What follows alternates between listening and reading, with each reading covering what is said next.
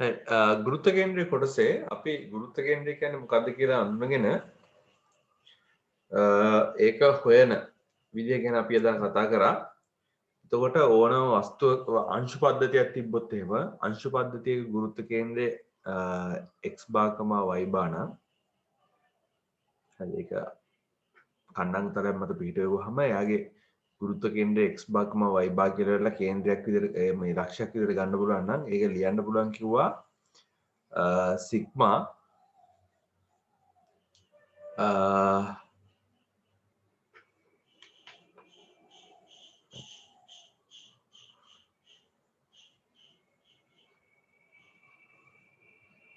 ගූර්ණවල මුළු එකතුව ඒ කියන්නේ යා x අක්ෂය හරි y අක්ෂය වටා ගූර්ණ ගත්තාම මේ ගූර්ණවල මුළු එකතුවයි එයාගේ මුළු එකතුව බෙදනවා මුළු ස්කන්ධේ. හරි. සන්තතිකව තියෙනවා නම් අංශු පැතීම සන්තතිකයි නම් ඒ කියන්නේ එක ළඟ එක දිග ඒ කියන්නේ සාමාන්‍ය අපි කතා කරන සාමාන්‍ය වස්තු ගත්තොත් එහෙම එයා ඒ කට්ටියගේ ගුරුත්ව කේන්ද්‍රය ගන්න මූලික අර්ථ දැක්වීම ගැන කතා කරා. එතකොට ඒක ගත්තේ අනුකලනයේ x සතාවක් dm අනුකල ඊට පස්සේ dm කියලා.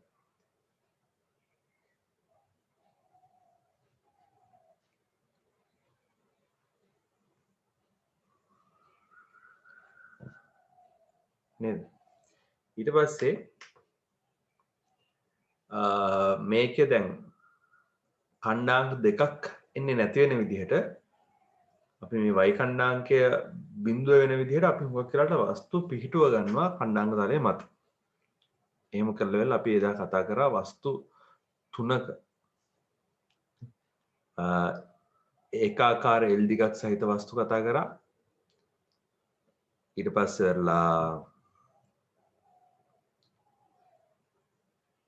ඡාපයක කතා කරා. රයිට් ඔය ටික විතරයි මම හිතන්නේ කතා කරන්න ඇත්තේ. අපි අද ඉස්සෙල්ලාම බලමු මේ ත්‍රිකෝණයක සමදීපාද ත්‍රිකෝණයක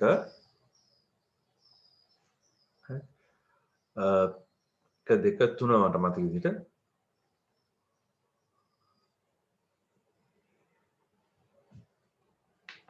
ලියාගමු මේ විදිහට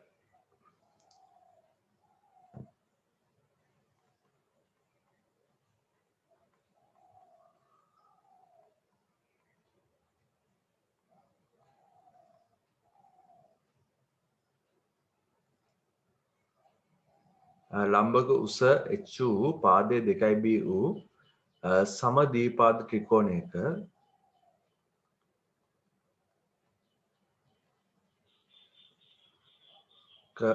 සමදීපාද ත්‍රිකෝණ ආස්තරයක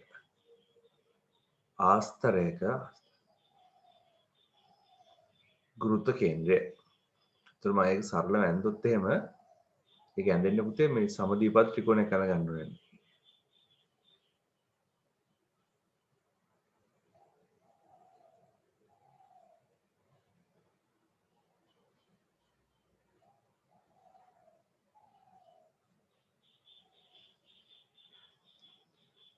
මෙයාගේ උස එනවා h කියලා පාදයේ 2b. එතකොට මේකට මේක සමානයි. එතකොට මේ කොටස b වෙනවා.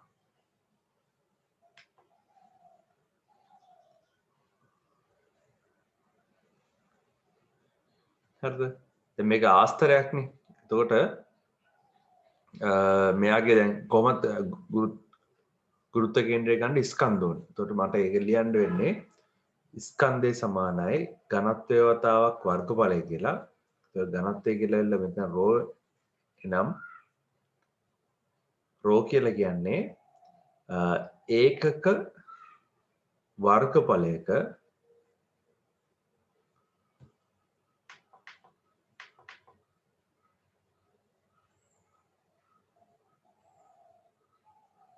ඒකක වර්ගඵලයක ස්කන්ධය. ඊට පස්සේ මම ලියනවා මෙයාගෙත් දැන් ගුරුත්ව කේන්ද්‍රය x භාග y භාග වෙනවනේ. මම ලියනවා මේ විදිහට. වස්තුවේ සම්මිතික අක්ෂයක් තියෙනවා. ඔයාලට පේනවද මේ වස්තුවේ සම්මිතික අක්ෂය මේ ලම්බක රේඛාව කියලා? මම කියන මෙහෙම.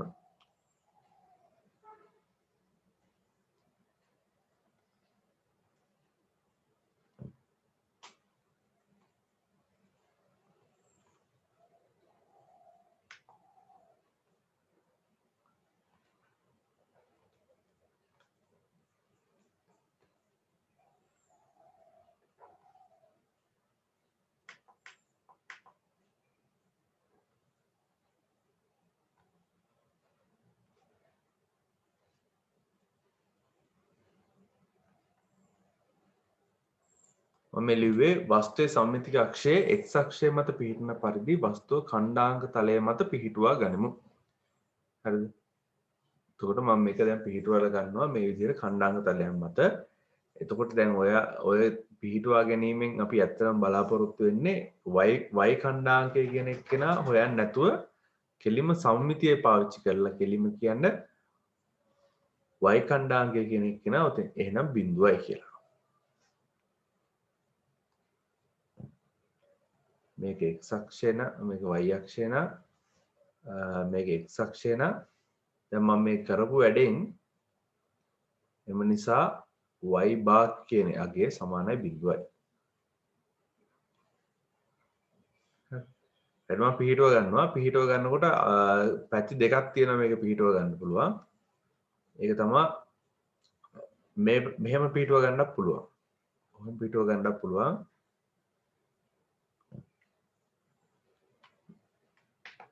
හැබැයි ගොඩක් හොඳයි අර බිඳුවෙන් ඉඳන් පටන් ගන්න වැඩි වෙන්නේ. ඒකින්ද මෙන්න මෙතන බිඳුවෙන් පටන් අරගෙන මේ පැත්තට පිටව ගන්න.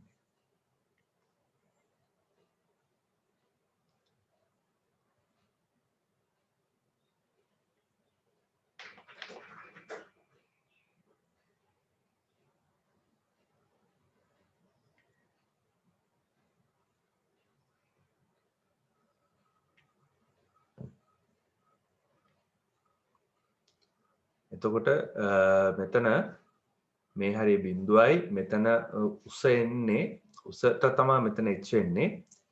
මේකේ පාදයක දිග මේ පාදයට මේ පාදේ සමානයි. එයාගේ උස එනවා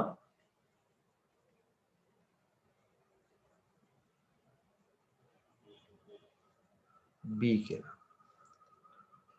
හරිද? right. ගාන ඔය තියෙන මම වස්තුව පිහිටව ගත්තා. දැන් මම කරන්නේ සාධාරණ x දුරකින් සාධාරණ x දුරකින් තියෙන ඩෙල්ටා x ස්කන්ධයක්. ඩෙල්ටා m ස්කන්ධයක් ගන්න ඒ වුණා තියෙන්නේ. එතකොට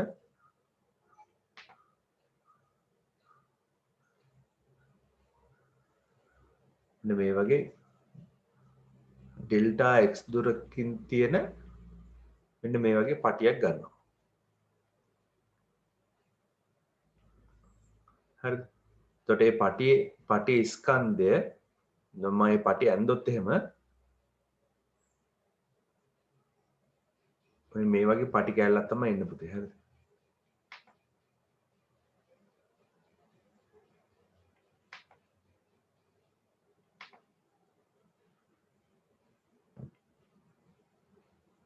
ඔන්න ඔය වගේ පටි කැලලක් එන්නේ. එයාගේ පළල ඩෙල්ටා x වෙනවා. මම මෙයාගේ උස ගන්නවා මෙන්න මේ උස ගන්නවා y කියලා. එතකොට මේ කොටසේ වර්ගඵලය ඩෙල්ටා a නම් ඒක ලියන්න පුළුවන් ඩෙල්ටා x වතාවක් 2ක් y කියලා. ඒ කොටසේ වර්ගඵලය ලියන්න පුළුවන් ඩෙල්ටා a වතාවක් 2ක් y කියලා. එහෙනම් මේ කොටසේ ස්කන්ධය ලියන්න පුළුවන්. එම නිසා ඩෙල්ටා m සමානයි රෝ වතාවක් ඩෙල්ටා a නේ. එහෙනම් රෝ වතාවක් ඩෙල්ටා x වතාවක් 2ක් y කියලා ලියන්න පුළුවන්. දැන් වැඩේ තියෙන්නේ ඔයාලට තේරෙනවද මෙතන මේ x වල අගය බිඳුවේ සිට h දක්වා තමයි දැන් මම අනුකලනය කරන්න යන්නේ. බිඳුවේ සිට h දක්වා තියෙන x මේ x දුරවල් වලට අදාළ මේ අගයන් ටික ඩෙල්ටා m අගයන් ටික තමයි අනුකලනය කරන්න යන්නේ. මෙතන බිඳුවේ සිට h දක්වා වැඩි වෙනකොට පුතේ මෙතන මේ උස කියන එක මේ අපි ගත්ත ඍජු කෝණාශ්‍රයේ උස මෙන්න මෙතන මේ තියෙන මේ අපි මේ ගත්ත ඍජු කෝණාශ්‍රයේ උස කියන මේ y අගයත් බිඳුවේ සිට කැපිටල් B දක්වා වැඩි වෙනවා. x අගය බිඳුවේ සිට h දක්වා අනුකලනය කරනකොට අපි හදාගන්න මේ ඍජු කෝණාශ්‍රවලත් හරිද මේ පුංචි පුංචි තීරු හදාගන්න මේ ඍජු කෝණාශ්‍රාකාර කොටස් වලත් උස මේ y අගයත් වැඩි වෙනවා. ඉතින් එතකොට දැන් වැඩේ තියෙන්නේ එකම මේ එක වස්තුව උනාට විචල්්‍ය දෙකක් තියෙනවා. ඩෙල්ටා x විතරක් නෙමෙයි වෙනස් වෙන්නේ. ඩෙල්ටා x නෙමෙයි මේ x විතරක් නෙමෙයි වෙනස් වෙන්නේ. y කියලා අගයකුත් වෙනස් වෙනවා. ඒ කියන්නේ මෙන්න මේ උස y කියලා අපි ගත්තේ. හරිද? x අක්ෂයේ දිගේ මේ වස්තු ටික අපි අනුකලනය කරනකොට මේ y කියලා සංරචකයකුත් වෙනස් වෙනවා මේ. x වතාවක් y කියලා තියෙනවා. ඩෙල්ටා x වතාවක් y කියලා එකක් තියෙනවා. හරි. ඒකින්ද අපි දැන් බලන්න ඕනේ මේ x උයි y අතර සම්බන්ධය මොකක්ද කියලා. ඒකට මට පුළුවන් මෙන්න මේ වගේ දෙයක් කරගන්න. ඒක තමයි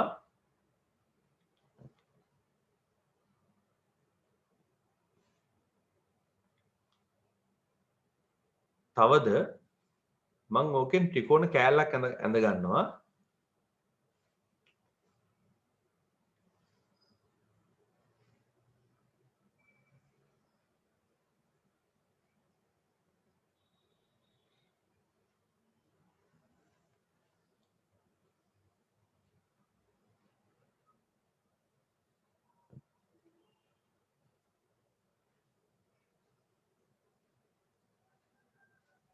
ඔකේ ඔය ත්‍රිකෝණ කෑල්ලක් ඇඳේ. එතකොට මෙයාගේ උස කැපිටල් H මෙයාගේ පාදයේ දිග B වෙනවා. මෙතන අංශක 90යි. ඒක ඇතුලේ තියෙනවා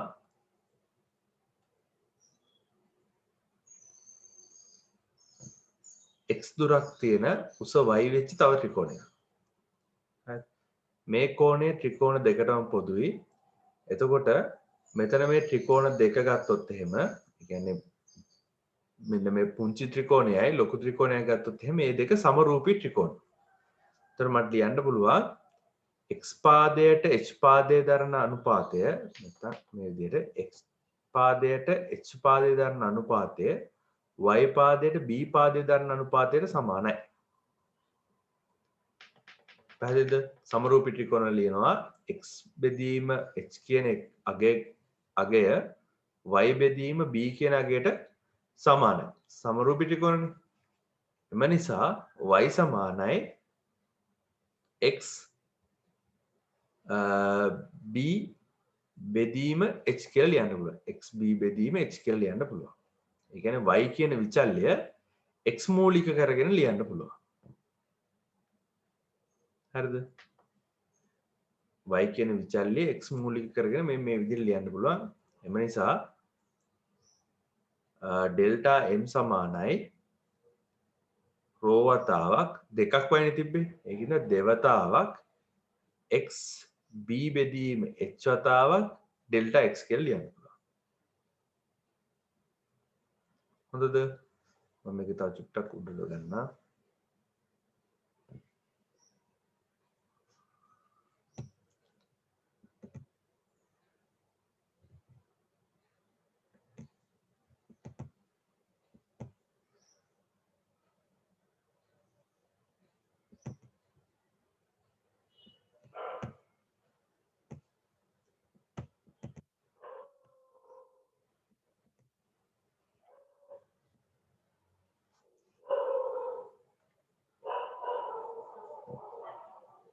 ඒ ස්කන්ධය කියන එක කියලා ලියන්න පුළුවන්. ඒ කියන්නේ මේ පුංචි ආස්තරයේ මේ පුංචි තැටිය වගේ කෑල්ලේ මේ පුංචි ඍජු කෝණාශ්‍රයේ ස්කන්ධය ඩෙල්ටා m කියන ස්කන්ධය මට ලියන්න පුළුවන් රෝ දෙක වතාවක් y වෙනුවට දැම්මට පුළුවන් x පාවිච්චි කරපු විචල්්‍ය සහිතව මේක ලියා ගන්න. ඒතකොට තනි විචල්්‍යයක් නේ තියෙන්නේ. ඒ කියන්නේ එක රාශිය දැන් වෙනස් වෙන්නේ. ඒ කියන්නේ x වෙනස් වෙනකොට y වෙනස් වෙවි ඉඳි තිබ්බේ. දැන් y කියන එක්කෙනත් x වලින්ම ලියාගත්තා. හරිද? ඊට පස්සේ ඒක කරන්න ඔයාලා ඉස්සෙල්ලා මේ ටික චුට්ටක් ලියාගෙන ඉන්න ඕනේ. නැත්නම් මම පොඩ්ඩක් බෝඩ් එක මකන්න වෙනවා. හරි. එතකොට දැන් ඩෙල්ටා m ස්කන්ධය කියන එක කියන්නේ මෙන්න මේ තැටියේ මෙන්න මේ චූටි ඍජුකෝණාශ්‍රාකාර තැටියේ මෙන්න මෙතන මේ පුතේ ආනතිය කියන එක්කෙනා නොසලකිය හැකි තරම් කුඩයි හේතුව ඩෙල්ටා x කියන්නේ ඇත්තටම ඩෙල්ටා x කියන එක්කෙනයි මෙන්න මෙතන මේ ආනතිකතාවය කියන එක ලොකු වෙනසක් වෙන්නේ නැහැ. හරිද? ඒ කියන්නේ උතන ගත්තොත් එහෙනම් මෙන්න මේ වගේ මම තිරසක් ගත්තොයි මෙන්න මේ වගේ උසක් ගත්තයි කියලා වෙල මෙන්න මේ දෙන්නගේ ලොකු වෙනසක් වෙන්නේ නැහැ. හරි. හරි. ඊට පස්සේ මම මොකද කරන්නේ? අනුකලනය කරන්න සුදුසු මට්ටමට මේක සීමා කරගන්න ඩෙල්ටා x කියන එක කියන ආසන්න කරන බිඳුවට. ඒ කියන්නේ තා කුඩා කරනවා. තා කුඩා කරනකොට මේ dm කියන අගය සමාන වෙනවා ρ 2x b බෙදීම h වතාව dx කියලා. හරි. ඒ කියන්නේ මේ ස්කන්ධය x විශේෂයෙන් අවකලනය කරලා තිබ්බා නම් එන්නේ ρ 2xb h කියන එක. හරි. ඒකල එක dx කැල්ල දකුණු අත පැත්තට යන විදිහ තමයි තියෙන්නේ. ඊට පස්සේ එම නිසා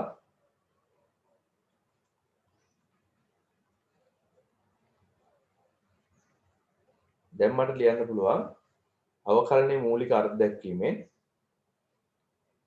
හරි. අවකලනයේ මූලික අර්ථ දැක්වීමෙන් මෙයාගේ ගුරුත්ව කේන්ද්‍රය x බාන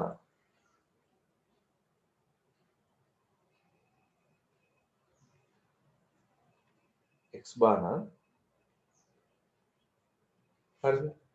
ඔය x බාර් කියන එක කියන ලියන්න පුළුවන් එළියමු අර්ථ දැක්වීමෙන්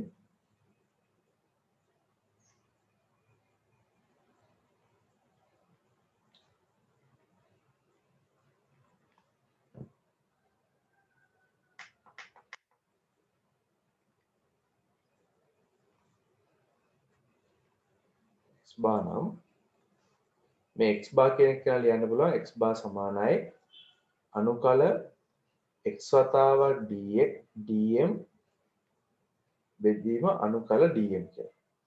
ඒ කියන්නේ ගූර්ණවල මුළු එකතුව ස්කන්ධයේ මුළු එකතුවේ බෙදලා වෙලා ගුරුත්ව කේන්ද්‍රය ගන්න. දැන් මේ රූප සටහනට අදාළව ඒක හැදෙන්නේ මේ විදිහට. මේ dm කියන කොටස් කියන්නේ මෙන්න මේ වගේ ආස්තර කෑලි. ඒ ආස්තර කෑලි මම එකතු කරන්න හිතන්නේ බිඳුවේ සිට h දක්වා. බිඳුවේ සිට h දක්වා. ඒතකොට සීමා වෙන්නේ බිඳුවේ සිට h දක්වා තියෙන x දුරකින් තියෙන dm කොටස්. dm කියන කොටසට මට ආදේශයක් දාන්න පුළුවන් ρ දෙකේ ඉලක්කම x වතාවක් b බෙදීම h වතාවක් dx කියලා. එතකොට dm ට පල්ලෙහාත් එහෙමයි. එතකොට බිඳුවේ සිට h දක්වා ρ දෙවතාවක් x b බෙදීම h dx කියලා ලියන්න පුළුවන්. හරිද? ඊට පස්සේ මේකේ නියත පද ගත්තොත් එහෙම ρ නියතයි, දෙකේ ඉලක්කම නියතයි, b බෙදීම h කියන අනුපාතය නියතයි. මොකද b බෙදීම h කියන එක නම් වෙනස් වෙන්නේ නැහැ. ඒක දත්ත විදිහට දීලා තියෙනවා. ඒ කට්ටිය මම එළියට ගන්නවා. දෙවතාවක් ρ වතාවක් h b බෙදීම h b බෙදීම h අනුකල බිඳුවේ සිට h දක්වා x වර්ගය dx බෙදීම දෙවතාවක් ρ වතාවක් b බෙදීම h වතාවක් අනුකල බිඳුවේ සිට h දක්වා x වතාවක් dx කියලා එන්නේ. මේක අනුකලනය කරමු. මේක අනුකලනය කරනකොට දැන් මේ කොටස් ටික කැපිලා යනවා. නියත කොටස කැපිලා යනවා. කැපිලා ගියාට පස්සේ මෙතන x වර්ගය කියන එක්කෙනා x ශේෂයෙන් අනුකලනය කරපුවාම x ඝනය බෙදීම 3ක් එනවා. බිඳුවේ සිට h දක්වා. හරයට එනවා x වර්ගය බෙදීම 2 බිඳුවේ සිට h දක්වා. ආදේශ කරවුවොත් එහෙම h ඝනය බෙදීම 3 සම්පූර්ණ එක බෙදීම h වර්ගය බෙදීම 2 කියලා එනවා. h වර්ගයට මෙතන දෙකක් කැපිලා යනවා. එතකොට උත්තරේ ලියන්න පුළුවන් 2 බෙදීම 3යි h කියලා. හරිද? ඔයාලා මතක ඇති ත්‍රිකෝණයක සමද්විපාද ත්‍රිකෝණයක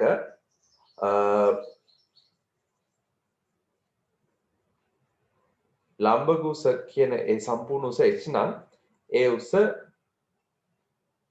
දෙකට එක අනුපාතයට හරි දෙකට එක අනුපාතයට බෙදපුවාම තමයි මේ ගුරුත්ව කේන්ද්‍රය එනවා කියලා කිව්වේ. හරි දැන් අපි අනුකලනය කරලා බලපුවාම ඇත්ත තමයි හරීම මුළු උස 3න් පංගුවක් 3ට බෙදලා ඒකෙන් කොටස් දෙකකට යටින් තමයි එහෙනම් ගුරුත්ව කේන්ද්‍රය එන්නේ. ඒ කියන්නේ නිකන් මෙන්න මේ වගේ සමද්විපාද ත්‍රිකෝණයක් ගත්තොත් එහෙම මේ පාදයට මේ පාදෙ සමානයි නම් එයාගේ ගුරුත්ව කේන්ද්‍රය එන්නේ උඩ ඉඳලා මේ කෙළවරේ ඉඳලා මෙතෙන්ට තියෙන උස කොටස් 3කට බෙදවුවොත් මෙන්න මේ හැටි තමයි ඔය මේ වස්තුවේ ගුරුත්ව කේන්ද්‍රය තියෙන්නේ. පැහැදිලිද? හරි ඊට පස්සේ අපි බලමු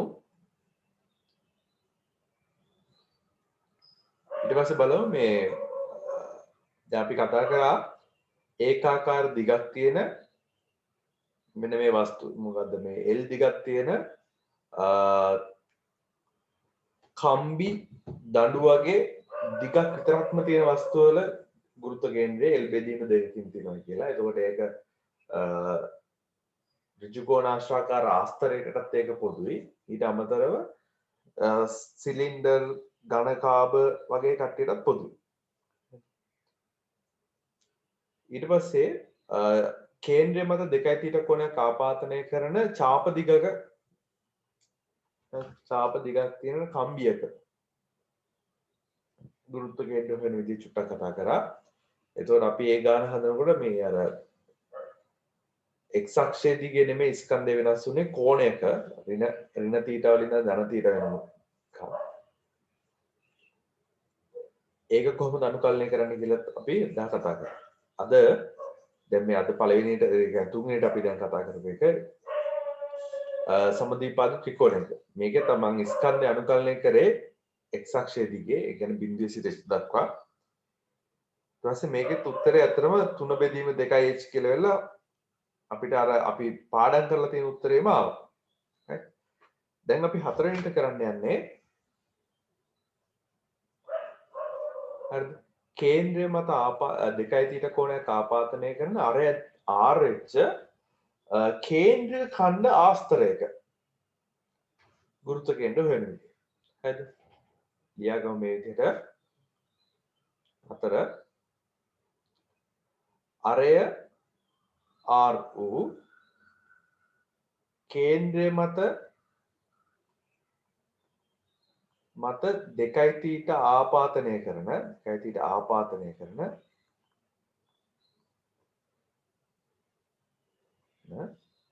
කේන්ද්‍රික ඛණ්ඩ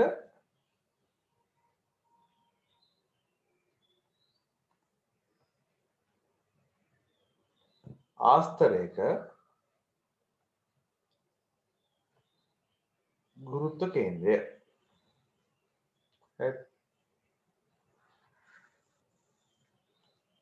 කේන්ද්‍රීය ඛණ්ඩ ආස්තරයක ගුරුත්ව කේන්ද්‍රය.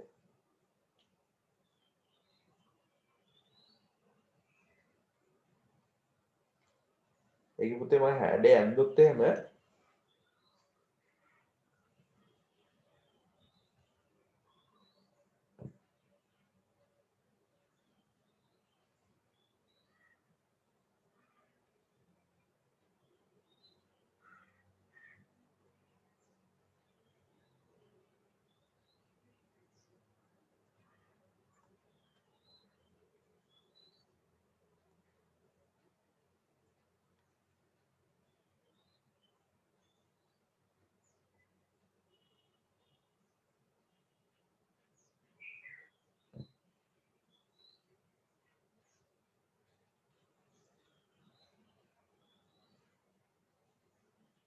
මේ වගේ වස්තුවක් එන්නේ. එතකොට මෙන්න මේ කෝණය 2 θ. හරය r. හරිද? එතකොට මෙයාගේ සමමිතික අක්ෂයක් තියෙනවා නම් ඒ සමමිතික අක්ෂය වෙන්නේ මෙන්න මෙතනින් මෙහෙම පිටන අක්ෂය. හරිද? right. එතකොට මේකට ආස්තරයක් නිසා මෙයාගේ ස්කන්ධය මට ඕන වෙනවා. ස්කන්ධය මට ලියන්න වෙන්නේ n සමානයි ρ වතාවක් වර්ගඵලය කියලා. එහෙනම් මේකේ ρ වෙන්නේ ඒකක වර්ගඵලයක ස්කන්ධය. හරිද? right. මේකෙත් සම්මිතික අක්ෂය x අක්ෂය මත පිහිටන විදිහට වස්තුව ඛණ්ඩාංග තලය මත පිහිටුවා ගන්න. හරිද? වස්තුවේ සමමිතික අක්ෂය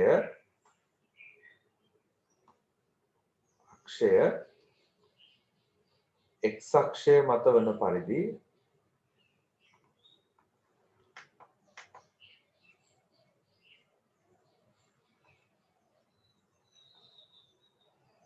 ඛණ්ඩාංක තලයක් මත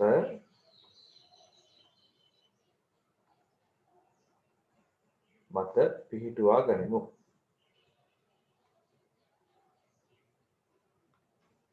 හරිද? ඛණ්ඩාංක තලයක් මත මේක පිහිටුවා ගනිමු. එවිට ගුරුත්ව කේන්ද්‍රය x භාග y භාග නම් y භාග සමානයි 0ක් වෙනවා.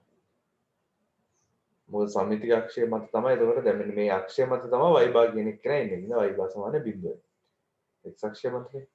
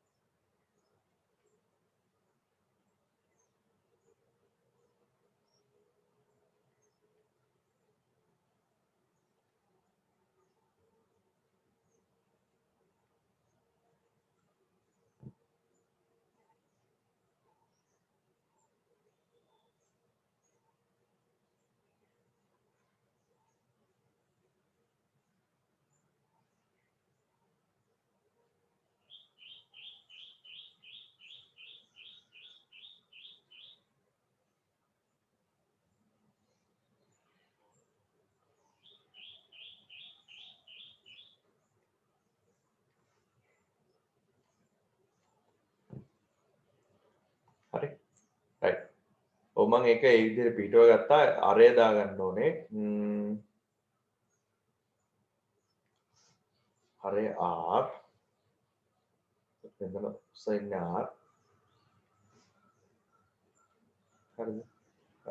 මේ පැත්තට නැමුණු කෝණය ඍණ θ කියලා දාගන්නවා. මේ පැත්තට ගියපු කෝණය ධන θ කියලා දාගන්නවා. හරිද? දැන් මේකේ මේ ආස්තරයේ ඩෙල්ටා m ස්කන්ධයක් පොඩි ස්කන්ධයක් හදා ගන්න ඕනේ. දැන් මේ ස්කන්ධය x අක්ෂය දිගේ මට ගන්න හදන්න බෑ. ඇයි x අක්ෂය දිගේ මේක ස්කන්ධ පැතිරීම රටාවකට වෙන විදිහක් නෙමෙයි තියෙන්නේ. මේකෙත් ඍණ θ වල ඉඳන් ධන θ ට තියෙන ස්කන්ධය තමයි අපිට ගන්න වෙන්නේ. හින්දා මම මේක ඉතා කුඩා ස්කන්ධයක් තෝරගන්නවා මේ විදිහට.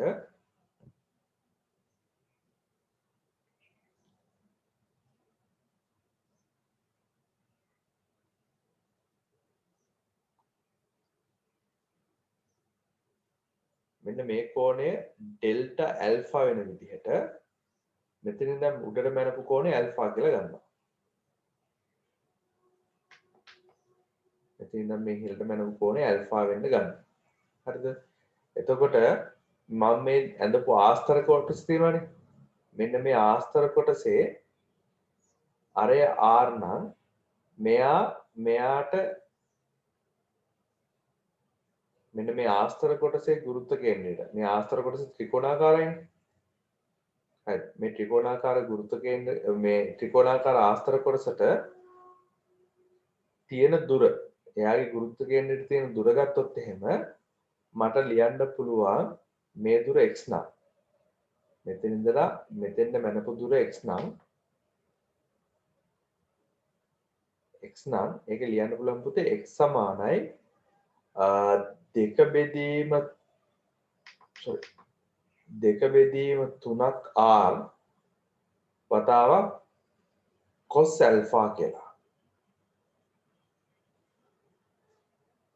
මේ ත්‍රිකෝණාකාර ආස්තරයේ ගුරුත්ව කේන්ද්‍රයට තියෙන දුර වෙන්නේ 2r බෙදීම 3ක්. හරිද? මේක උස r නම් හරිද? ඇල්ෆා කියන එක නා ගොඩාක් පොඩි එකෙක්. හරිද? ඇල්ෆා කියන එක නා ගොඩාක් පොඩි හින්දා දැන් මම මෙහෙම ඇඳපු ත්‍රිකෝණයේ හරිද? මම මෙහෙම ඇඳපු ත්‍රිකෝණයේ මේ පාදයයි සමානයි. ඒ වගේම මෙයාගේ ලම්බ කුස ගත්තොත් h කියන එක නා හරිද? ඒ h කියන එක නා r ට සමානයි. මොකද හේතුව මේ ඩෙල්ටා ඇල්ෆා කියන එක නා ගොඩාක් පොඩි හින්දා ඩෙල්ටා ඇල්ෆා කියන එක නා ගොඩක් පොඩි හින්දා හරි ඩෙල්ටා ඇල්ෆා ගොඩක් පොඩි හින්දා මේ ඒ ආස්තර කොටසෙත් ලම්බ කුස කියන කෑල්ල අරයට සමානයි.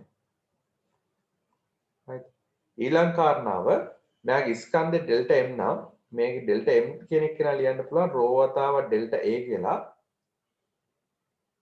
හරිද? මේක ඩෙල්ටා a කියන එක කියලා ලියන්න පුළුවන්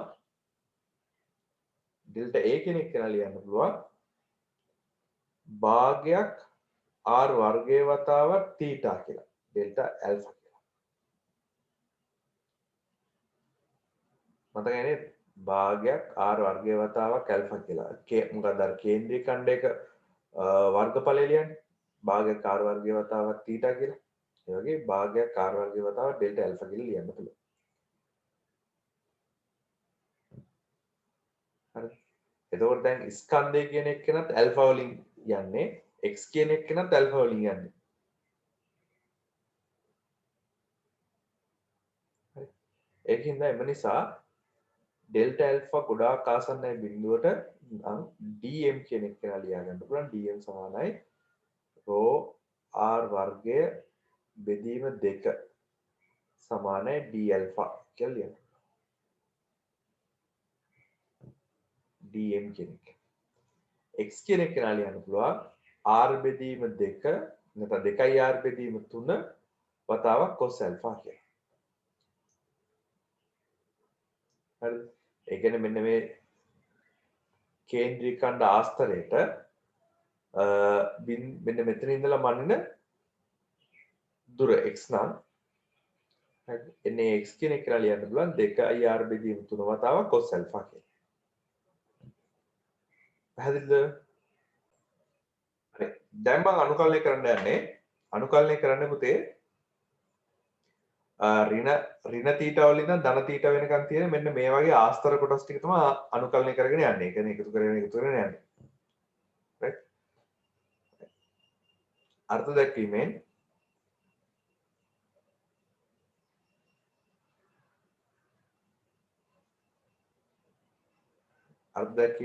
x bar කියන එක කියලා ලියන්න පුළුවන්. x bar සමානයි අනුකල x වතාවක් dm අනුකල dm.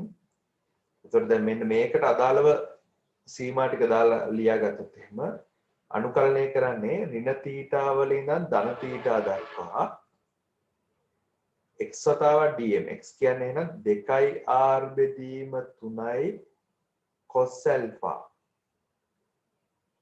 වතාවක් dm. dm කියලා කියන්නේ rho r වර්ගය. rho r වර්ගය බෙදීම 2 වතාවක් dx d alpha බෙදීම අනුකල ඍණ θ වලින් ධන θ දක්වා rho r වර්ගය බෙදීම 2 වතාවක් d alpha හරි එතකොට මේ rho r වර්ගය වතාවක් rho r වර්ගය බෙදීම 2 කියන නියතය එළියට ගන්නවා දෙන්නගෙන්ම rho r වර්ගය බෙදීම 2 අනුකල උඩ එක්කෙනාගෙන් ගන්න පුළුවන් තව 2r බෙදීම 3 කියන එක්කෙනත් එළියට අනුකල ඍණ θ වලින් ධන θ දක්වා cos alpha d alpha බෙදීම අනුකල ඍණ θ වලින් ධන θ දක්වා මේකත් ගන්න පුළුවන් rho r වර්ගයේ බෙදීම 2 කියන එක එළියට d alpha අනුකලනය කරපුවාම මෙන්න මේක මේ කොටසට නියත පද දෙක කැපිලා යනවා 2r බෙදීම 3 උඩින් ඉන්නවා cos alpha කියන එක නේ alpha විශේෂයෙන් අනුකලනය කරපුවාම sin alpha නේද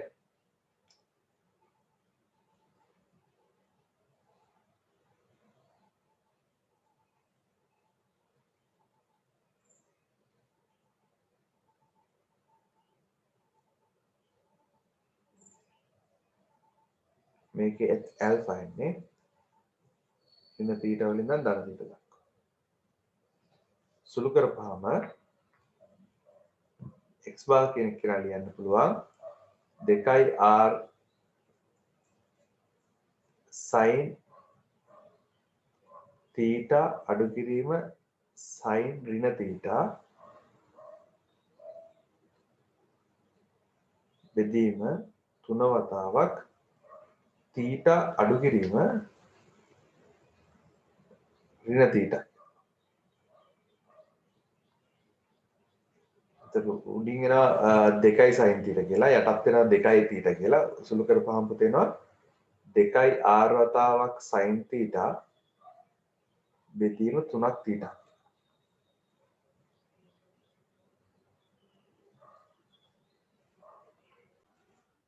මට දැන් ඔයාලා කරලා දෙන්න ඕනේ යන්නේ දැන් මේක හරි මට කරලා දෙන්න අර්ධ වෘත්තාකාර අරය ආරු අර්ධ වෘත්තාකාර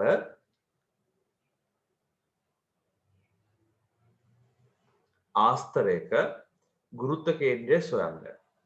හරිද? අරය r වූ අර්ධ වෘත්තාකාර එතකොට θ කියන්නේ ඒ කියන්නේ මේ 2යි θ කියලා කියන්නේ අංශක 180යි. එතකොට θ කියලා කියන්නේ අංශක 90යි. හරි? අර්ධ වෘත්තාකාර අරය r වූ අර්ධ වෘත්තාකාර ආස්තරයක ගුරුත්ව කේන්ද්‍රය සොයන්න. කරමු බලන්න.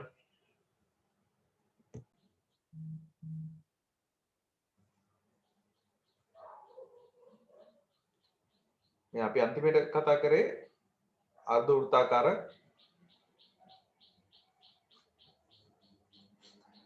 අරය r වූ අර්ධ වෘත්තාකාර ආස්තරයක